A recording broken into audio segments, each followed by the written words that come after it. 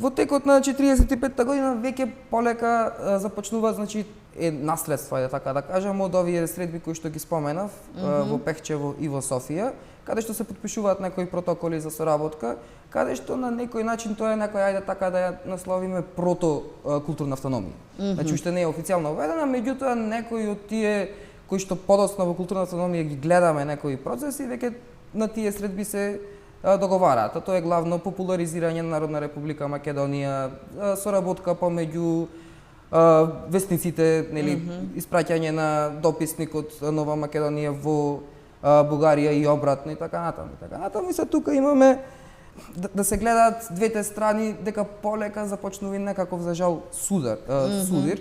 Еве, тоа ми беше доста интересно во еден од тие документи кои што го најдов.